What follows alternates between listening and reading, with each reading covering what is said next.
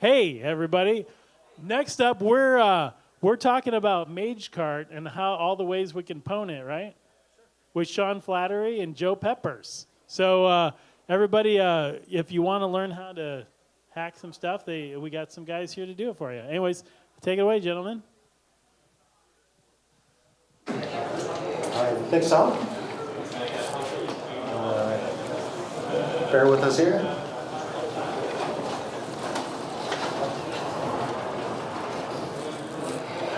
So yeah, talk's going to be going over kind of supply chain attacks, highlighting Magecart and JavaScript libraries.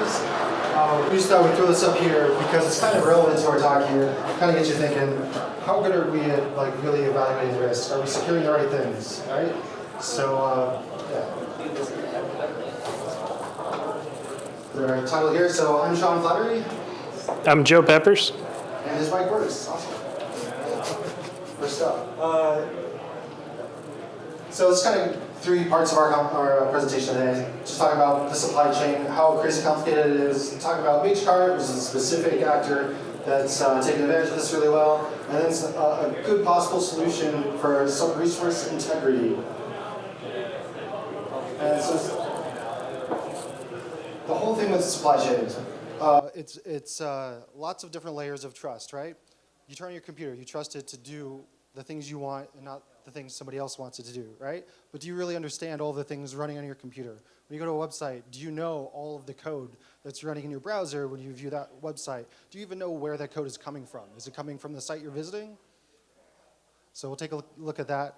And how many people here run untrusted software? A few honest people. Thank you. Appreciate that. All right. So, what if I told you that even though your system is fully secure and hardened, and the website you're going to, let's call it a big bank or Krispy Kreme or wherever, they're super hardened, you can still have your data and information compromised. It's kind of a scary thought. And that's about the supply chain. So this is shamelessly stolen from Bunny Studios. He gave a talk at Blue Hat, Illinois recently talking about the supply chain. He goes into depth about hardware issues for that, kind of talking about that infamous Bloomberg article that some of you may know about.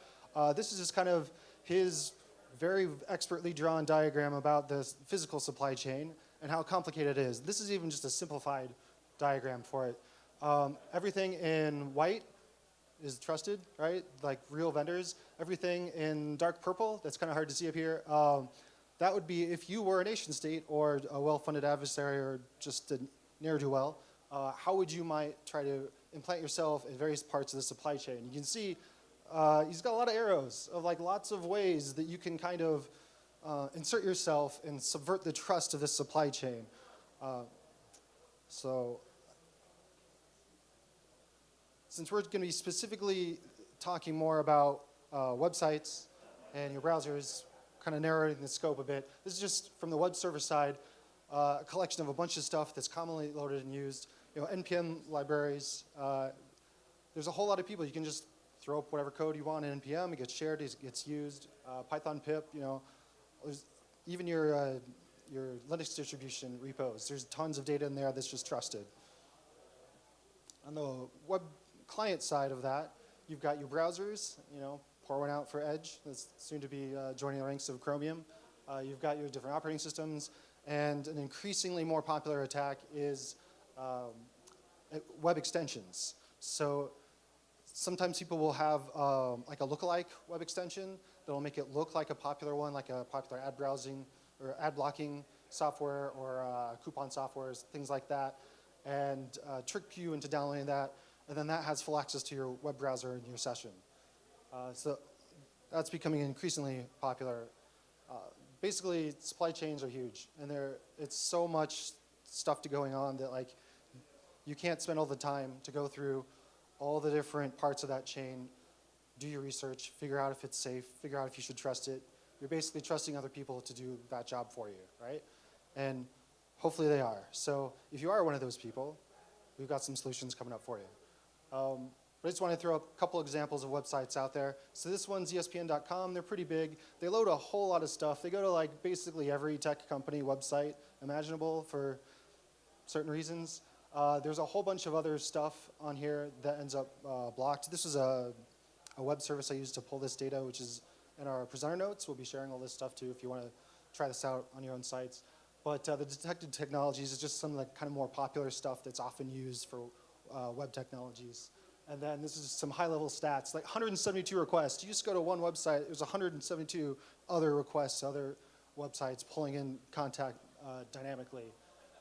Over 33 different domains. Like, that's a lot of trust. 25 different cookies that are tracking stuff that you're doing, either for good reasons, like remembering the last thing you viewed on that page, or remembering your shopping cart or things like that, or your session, and then maybe some other not so nice things, like tracking which sites you go to sell you ads, if you don't want to see that.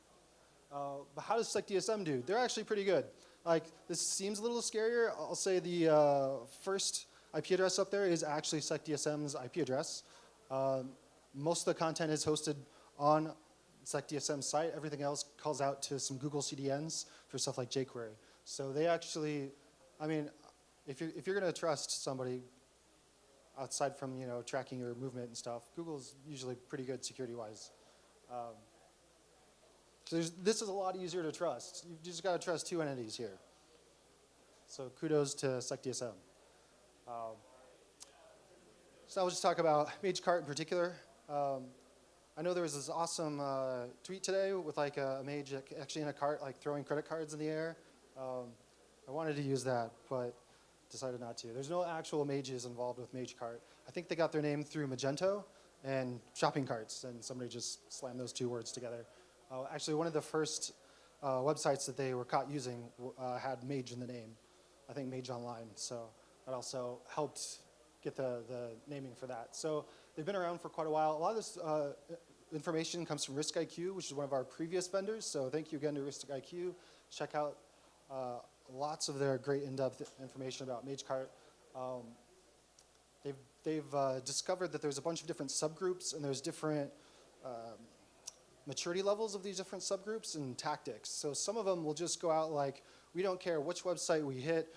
We want to hit, there's like a new Magento vulnerability. We're just going to slam everything on the web with this Magento vulnerability and see what we get, kind of shotgun approach, right?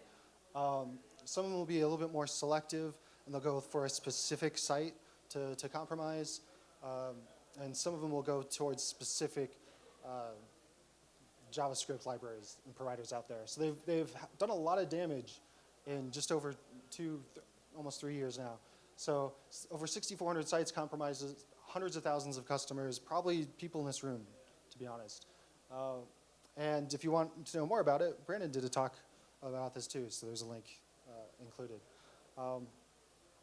What do they do? Usually e-commerce sites, a lot of the sites that have been attributed back to them happen to be in the UK, which is kind of interesting. Like, maybe they're also in Europe, and maybe that's why they're targeting these guys. But they have been evolving and kind of leaving their shore, coming for ours, so it is something to keep note of. Also, their tactics are getting more and more noticed, and there's probably going to be more copycat groups since they've been so successful. So, yep, they've evolved to, their code's getting more obfuscated, it's getting more refined. There's some notes of actual like checking in and out repos and further obfuscating their code. So typically what they try to do though is they have a keylogger or some kind of form grabber. So when you're entering in your credit card information on an actual shopping cart checkout page, that it goes and grabs that information, sends it back to their systems, while then also pushing that back to your real web server so you can complete your transaction. So all this happens unbeknownst to the user. And they've recently, in some of their more advanced stuff, have been started targeting credentials too. So if your credit card gets stolen and your company issues you a new credit card, but your account credentials are also stolen, they could potentially log back in with your saved credit card and buy stuff. So some of the notable stuff, Ticketmaster. So there is a third-party chat client. You know, if you go to a website, there's that annoying pop-up windows of a stock photo of like, hi, I'm this person. I want to talk to you. How can I help you? That's Inventa is one of those providers. So they were compromised, which hit a bunch of sites, most notably Ticketmaster.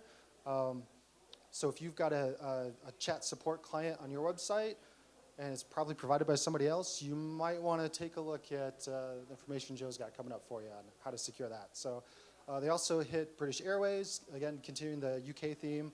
And then recently they've hit Newegg, and Vision Direct and Feedify. But Newegg was interesting because it's way more advanced than a lot of their other stuff. You can see we've got a link. So secure.newegg.com is a Newegg site. They were able to compromise just that website.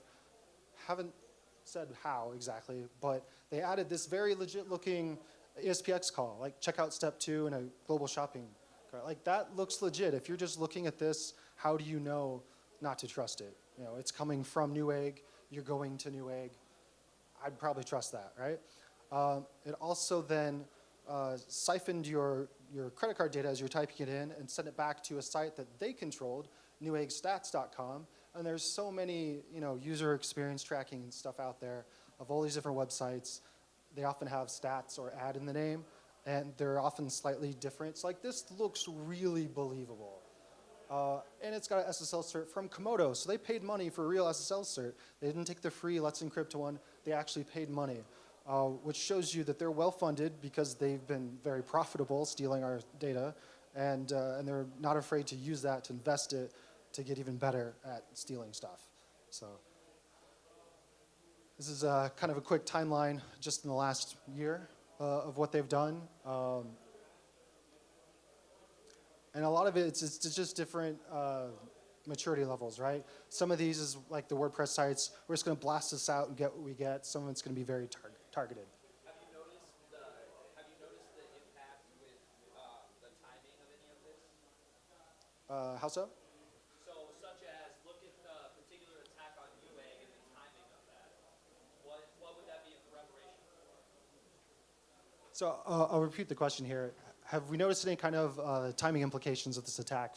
For example, when Newegg the attack happened, was that in preparation for something? Could be. I mean, if I was going to do it, I'd wait for Black Monday, right? Or Cyber Monday. Sorry, wrong reference. Yeah, I'd wait for Cyber Monday. So they had this compromise in Newegg for several weeks, almost a month, and it was in October, maybe like the very beginning of November. So perhaps they were doing it in anticipation of the holiday season and all the extra spending, but if they did, they got caught too soon. So next year though, right? Next year they'll just wait a few more weeks and they'll come back and we'll all be sorry. Magecart actors, if you're listening to this talk and be like, that's a great idea, come to SecDSM.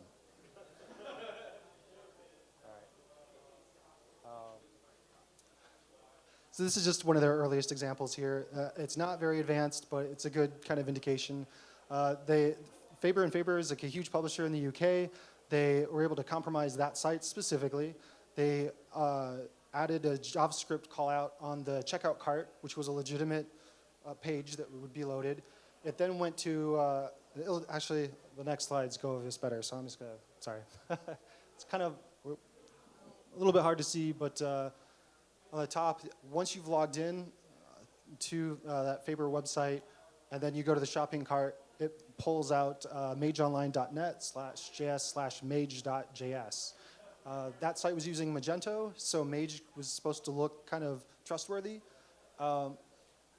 Then that mage.js would, from mageonline.net, would call out to jquery-cdn.top/mage.js. So that's another tactic. Is there's so many CDN and jQueries and very common stuff that gets loaded when you start looking at like the Wiresharks of your web traffic. The actors are aware of this. They're trying to blend in. They're trying to make it harder to see. A .top domain should stick out right away. But jQuery-cdn, that's a pretty good name. Like you might actually read that too fast and skip out on the .top. This is actually in that the script that gets called at the very end is a deobfuscated code of what they're actually coding. So you can see exactly what they're looking for. It's payment information. This happens on change of the form itself. You got the credit card expiration year, the length, all that stuff, and they send a post of that back to jquery-cdn.top. So this is kind of just an example that it's getting more advanced. They're spending more time. They're getting better at what they're doing, and they're using that to fuel more attacks. So this is an obfuscated version of one of their later campaigns. It was maybe only like a few months later after their initial one, and so they're evolving pretty quickly. This is not attributed to Magecart, but it's their MO, and it's kind of at the time like, here, go back to the timeline. It's kind of, fits in with their stuff. It's actually right before the Delta Airlines, Sears, Kmart. Or no, sorry, it is that. The Delta Airlines, Sears, Kmart, and Best Buy thing in May is 247.ai, which is another support chat client, which is, again, fitting with their MO. So they hit this one provider. It was used on lots of different websites, but more predominantly these four are big enough to get all the press about it. So how can we kind of stop this? If you're on the client side, you just have to, you have to trust stuff. Like when I walk across the street, I trust a car is going to stop. So there's some inherent trust and danger in there, but on your own browser, you can run NoScript. NoScript helps a whole lot. I've started using that. There's a lot of good defaults on that now, so it doesn't just totally break websites like it used to usually. And on the server side, we have SRI. So I'm going to head over to Mr. Peppers here. I'm going to come step over here to try and make it a little bit easier for Jared so that he doesn't have to point the camera in a different spot. So, if you kind of go, what is SRI? Mozilla actually did this cool definition of it, and I'll just let you read that because it's kind of boring to just read off the actual slide. But key point is it's essentially a cryptographic hash. So if you listen to or look into like Briggs-Meyer test, things like that, a lot of people in IT or like ITNJ or things like that. Point being, we're supposed to have relational knowledge. It's supposed to be the best way to get to IT people. So my attempt at that is it's kind of like when you're downloading something and you get your file integrity hash to see if that exe is fine or whatever. So this is just a screenshot of me checking Super Putty to see what the hash of it is. So the idea of SRI is kind of the same thing. So if you go, what does it look like? Doesn't actually show up super great, but you can kind of see here, there's an integrity line underneath the script that's being pulled in, and that's what's got the file hash in it. You see it says SHA-384. You can actually do a SHA-256, a SHA-384, and a SHA-512 base 64 encoded ones.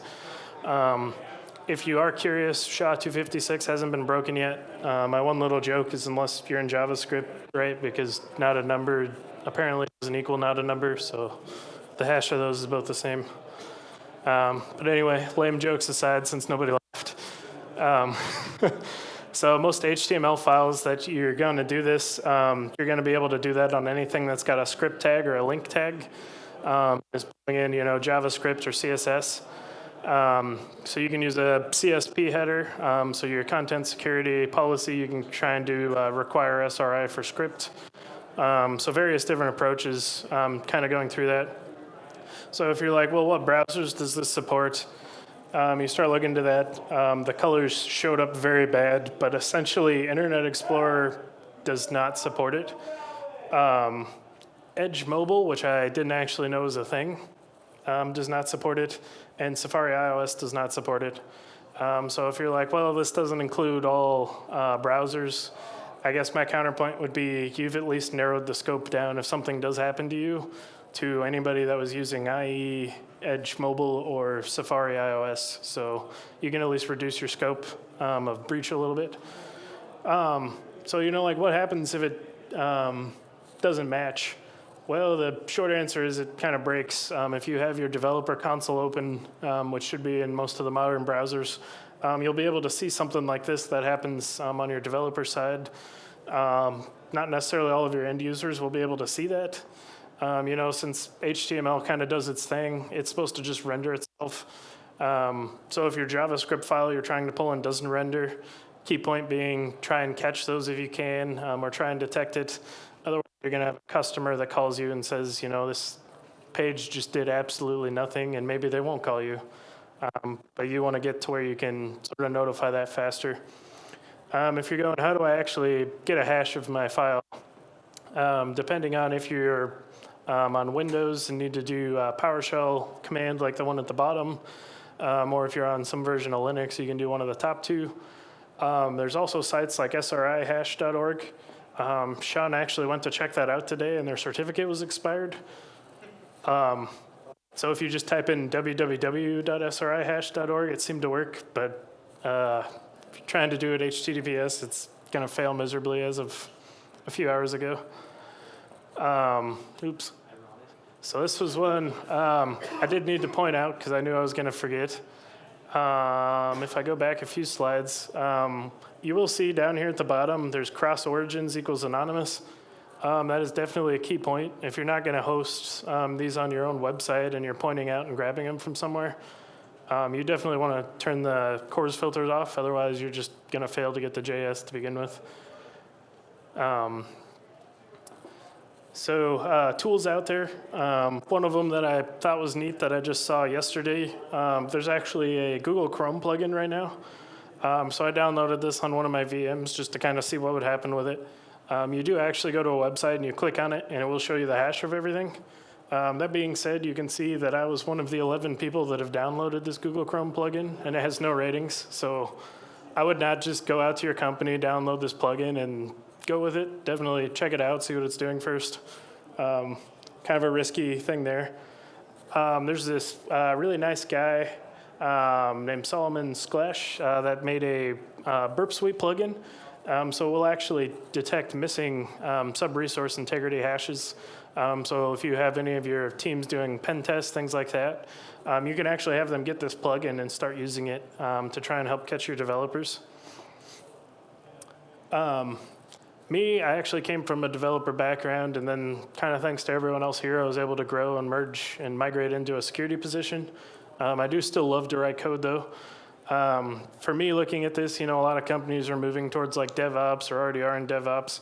So the key point for me is I don't want to wait till someone's pen testing my app to go, hey, you missed this. Like, how do I get out of this ahead of time? So the first thing that I ran into is I was like, I'm just going to make a GitHub plugin and a Bitbucket plugin because those are the two most popular things ever. Started jumping into that more and more. I found out as these front-end development teams have advanced, they've started actually segmenting out some of their HTML files. So sometimes you don't even get those all pieced together until you're actually compiling or building your code. So that kind of made that plugin not so great. So I started looking at all these other options and kind of looking at Solomon's plugin because I'm like, we can just reuse this same regex. So how do I get this and get it integrated into a build chain like Jenkins is the most popular one? So, how could I do something like that? So I ended up doing it, messing around with it. And I was able to actually make something that you can just run this command of using the classic java-jar because I'm like, how can I run this on any system I want to easily? How can I integrate it in Jenkins? So you can just have Jenkins do that and do like a scanner of where you want to scan and kind of an output of where you want your output file, and then pass in this jar to it. And it will actually go through and write a file that has an output that looks like this. The wording on the top of it, I stole directly from Solomon's app because I liked the wording he had. But you can see down at the bottom, it'll point out all of the resources that it pulled in. It'll point out your violations in each file and show you where that's being pulled in. So that's something you can actually integrate, make it to where your developers can actually get that a lot faster and look at it and actually do a result to try and fix it. This picture showed up horribly on here. But point being, as I was looking at these regexes, never write regexes yourself where possible. This thing that you can barely see, if I remember right, was like 84 lines long, but it's the RFC 822 for how to check if an email address is valid. Regexes are really hard. They get really, really complicated. And so my regexes are not super great. I tried to use what Solomon had. It didn't work. So I just started making my own. So these aren't great. If I can, I'm going to try and like release my tool so people can use it if they want to. That being said, I can't release it right now because I don't want to get fired because I did write this tool partially on work time. I have some hoops I need to jump through at work in order to get that out, even though it does not have proprietary code. So that might take me a few weeks, but I was told I can actually show the regexes that I used, which is essentially the heart of the program. So I'm going to do that for now. So if this is something you want tonight, you can go home, take these regexes, write it yourself. If not, I'll try and release one whenever I make it through whatever policies we have in place to not get fired for releasing it. That first line seems kind of stupid. I didn't actually test Solomon's tool to see if it happened, but if you have two script tags that happen to be on the same line, it won't actually detect the second script. So I had to add that first line to try and just add a white space character in between it, or a new line character, I should say, to just split that for the regex to work. Otherwise, you essentially just need a regex to say, is this working?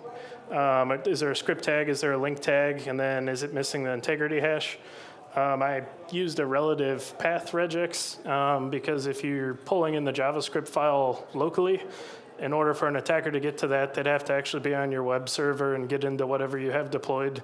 And if they are at that point, you've got way bigger problems than SRI at that point. So again, this is for stuff you're pulling in from a third party. So with that, does anyone have any questions? I don't think we have enough time to do a live demo, but.